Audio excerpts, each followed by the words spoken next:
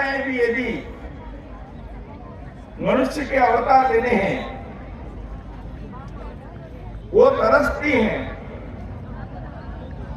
वो भारत भूमि पर जन्म ले।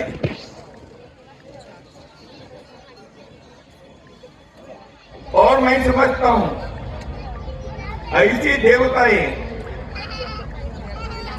देवताएं जो भारत भूमि पर जन्म लेने की इच्छा व्यक्त की, वही लोग यहां सामने बैठे हैं।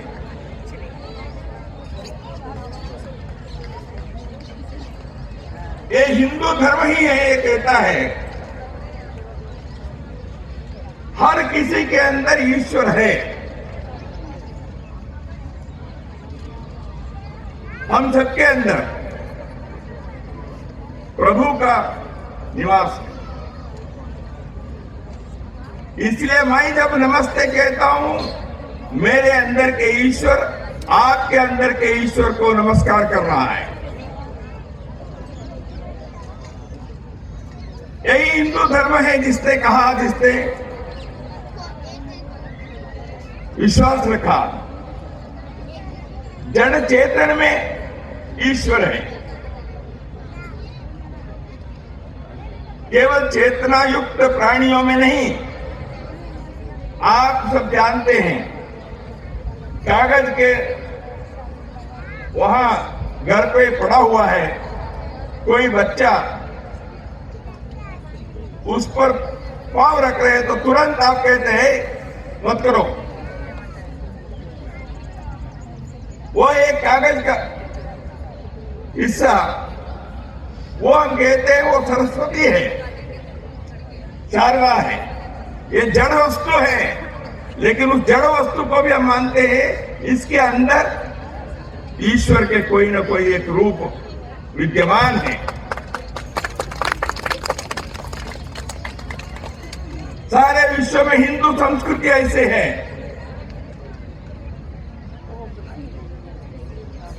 जो जल को, नदी को, वृक्ष को, पेड़ को, प्राणी को, जंतु को पूजा करते हैं। हमारे हर भगवान और देवता के अवतार जो हैं, रूप जो है, उसके साथ कोई ना कोई एक प्राणी के जंतु, कोई पक्षी है। शिव जी के पास क्या है? इसके सामने लाइए, आंखों के सामने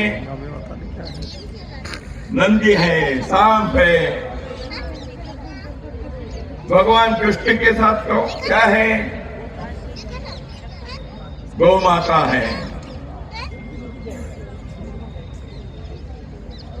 हर किसी के साथ, लक्ष्मी जी के साथ उल्लू है, गणेश जी के साथ चूरा है, कार्तिकेय के साथ मोर है। हमारे पूर्वजों ने इस प्रकार के क्यों बताया हमको? इसलिए कहा, देखो तुम जैसे इस धरती पर जीवन यापन करते हो, ऐसे ही बाकी सब जो सृष्टि है, इसके अंदर वही ईश्वर है। इसे नदी की पूजा, पेड़ की पूजा। अरे चलिए, आप अपने घर में नई गाड़ी लेके आते, उसकी भी पूजा करते हो। कंप्यूटर चलाने वाले आजकल के नौजवान नए कंप्यूटर लाए, तो उसको भी आप तिलक लगाकर आरती करके शुरू करते हो। क्यों? इसलिए क्योंकि हम जानते हैं वह मेरे लिए, इस कार्य के लिए शुभ दे। इसलिए हम उसके अंदर के ईश्वर से प्रार्थना करते हैं, मैं जिस काम को करने जा रहा हूं वह यशस्वी हो, सफल हो, सार्थक हो, सबके लिए हितकारी हो। भारत के खेल खेलने वाला व्यक्ति कबड्डी खेलते समय जमीन का नमस्कार करता है।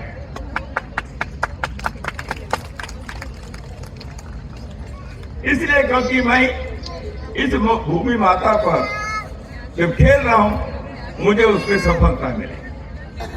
वही किसान करता है, हल चलाकर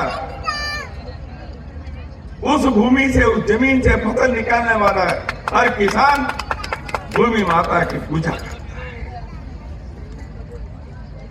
ये हिंदू संस्कृति है। विश्व को भारत नहीं,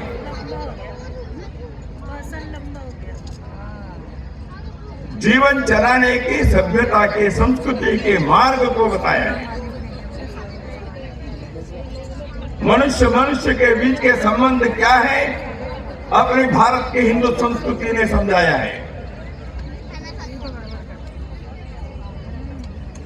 मनुष्य को सृष्टि के साथ कैसे जीना चाहिए, इसका पाठ पढ़ाया है। हम सब जानते हैं, पिछले दिनों में भारत के योग, सूर्य नमस्कार, ये सब दुनिया में लगभग 200 देशों में योग साधना करने वाले लोग तैयार हुए। वो सब जन्म से हिंदू नहीं है, लेकिन उन्होंने योग, सूर्य नमस्कार कर रहे हैं। किसी को मना नहीं। आपको योग, सूर्य नमस्कार करने के लिए, हमारी देव देवताओं को पूजा करने के बाद ही करने के लिए आपको अधिकार है, ऐसे हमने नहीं कहा है। आप अपने जिस देवता को पूजा करते हो, जिसके अंदर आप ईश्वर को देखते हो, वो आपके विचार है, लेकिन योग साधना आप कर सकते। कुछ वर्ष पूर्व अमेरिका में न्यूयॉर्क के एक बड़े विशाल मैदान पर ऐसे एक अमेरिका के व्यक्ति ने सूर्य नमस्कार के कार्यक्रम प्रारंभ किया। सैकड़ों हजारों लोग जुड़ते गए, हर वर्ष सूर्य नमस्कार कर रहे हैं। सूर्य नमस्कार योगासन की एक पद्धति है, उसके अंदर कई आसन की रचनाएं हैं। तो वहां के मीडिया के लोगों ने, पत्रकारों ने उस व्यक्ति से पूछा, ये तो हिंदुओं के है, तुम क्यों कर रहे हो, तुम हिंदू हो क्या? तुम तो अमेरिका के आदमी हो, ईसाई हो। जब शुरू हुआ तब, कई वर्ष पहले, तो उसने कहा, सूर्य भगवान केवल हिंदुओं के लिए ताप और प्रकाश देता है क्या? सारे सृष्टि को जब सूर्य के उष्णता, सूर्य के प्रकाश प्राप्त हो रहा है, हम सभी को सूर्य नमस्कार करके अपने बुद्धि को, धी को, अपने शरीर को, अपने मन को प्रेरित और उद्दीपित करना चाहिए। ये उसका उत्तर था।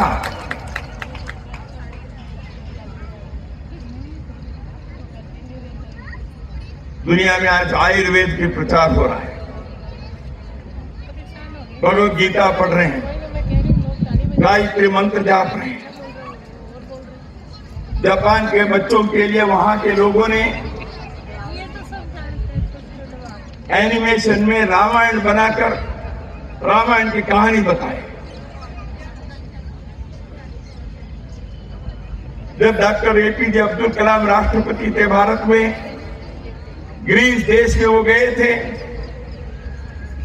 वहां के अध्यक्ष महोदय ने, राष्ट्रपति महोदय ने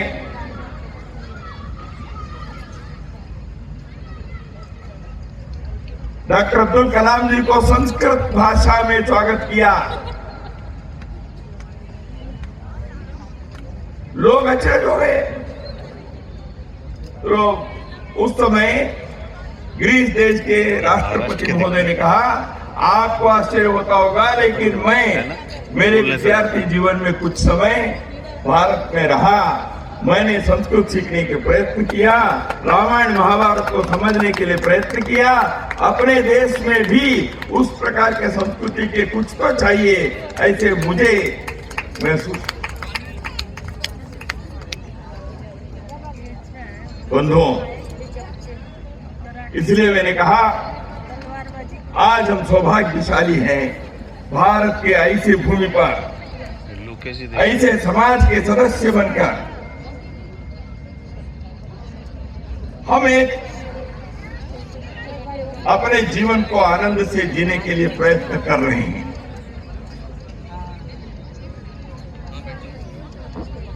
और भारत ने, हिंदू समाज ने, दुनिया सभी एक समाज है, एक कुटुंब है। भले ही अनेक समाज, अनेक भाषा, अनेक पंथ होंगे, इसलिए सारे विश्व एक परिवार है। इसलिए दुनिया के कहीं किसी कोने पर दर्द है, संकट है, वो हमारे लिए भी संकट है। इसे सोचने वाले लोग हिंदू समाज के सर्व सामान्य व्यक्ति भी है। वो कहता है लोका समझता सुखिनो भवन्तु, सारे विश्व के लोग आनंद से रहे तो सुख में। हो गया इनको बोलते हुए। और दुनिया में कभी संकट आया तो प्राचीन काल से वो भारत के तरफ दौड़े हैं। विश्व का हर देश जब भी दिग्भ्रमित हो लड़खड़ाया, सत्य की पहचान करने इस धरा के पास आया।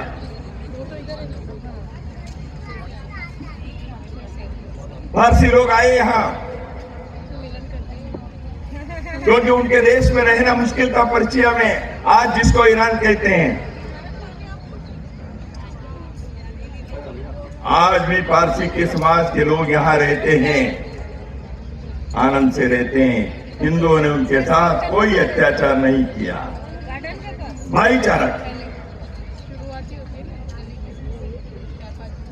यहूदी लोग भारत में आए, उनको खदेड़ दिया था। जो इजराइल आज है, 1800 साल पहले भारत में आए, दुनिया के कई देशों में गए क्योंकि वहां रहना मुश्किल हो गया था उनको अपनी मातृभूमि पर। 1948 में इजराइल फिर से स्वतंत्र प्राप्त करके अपने देश में दुनिया भर के यहूदी लोग 1800 वर्षों के पास, कितनी पीढ़ियों के पास वापस लौटे। दुनिया के हर देश में रहने वाले यहूदी समाज दुख से, आक्रंदन से, संकट से, दमन से लौटे थे। केवल एक देश अपवाद था, भारत से आए हुए यहूदी लोग जो लौटे अपने मातृभूमि में। उन्होंने कहा भारत में हम एक परिवार जैसे रहे। हिंदुओं ने हमारे साथ ऐसे भाईचारा किए जैसे कि हम उनके ही परिवार के लोग हैं। एक भी कहानी नहीं थी दुख के, एक भी कहानी नहीं थी दमन के। ये हिंदुओं की परंपरा है। परम पावन दलाई लामा भारत में इतने वर्षों से रहे, उनके अनुयायियों के साथ। तिब्बत से चीन ने उनको खदेड़ दिया।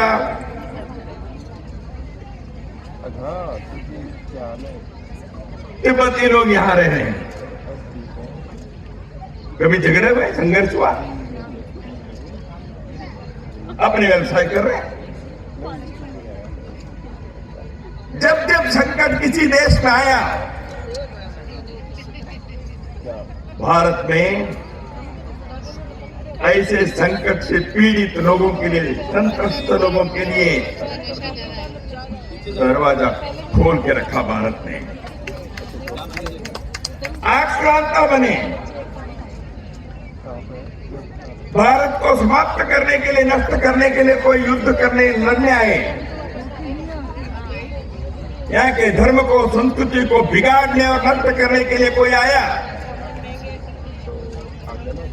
उनके साथ संघर्ष, लड़ाई लड़े, युद्ध किए, बलिदान दिए राजस्थान के लोगों के लिए, मुझे उस कहानी को फिर से कहने की कोई आवश्यकता नहीं है। आप सभी जानते हैं, आपके पूर्वजों ने इस पराक्रम से इस हिंदू भूमि को, हिंदू धर्म को, संस्कृति को, समाज को रक्षा करने के लिए किस प्रकार के त्याग बलिदान किया, आप सब जानते हैं।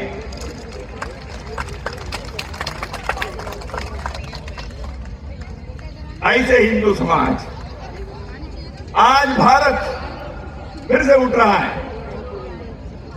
स्वतंत्रता के इतने दशकों के पश्चात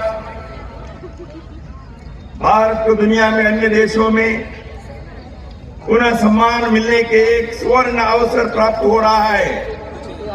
हम अनुभव कर रहे हैं भारत के सम्मान, जैसे मैंने भी योग सूर्य नमस्कार के बारे में कहा, ऐसे अन्य विषयों के संदर्भ में दुनिया के लोग भारत से संस्कृति को सीखने, जीवन कैसे जीना चाहिए इसको सीखने के लिए, देखिए तंत्रज्ञान में, विज्ञान में, उद्योग में, आर्थिक संपदा में दुनिया के कई देश आगे होंगे। भारत उस क्षेत्र में भी आगे बढ़ रहा है।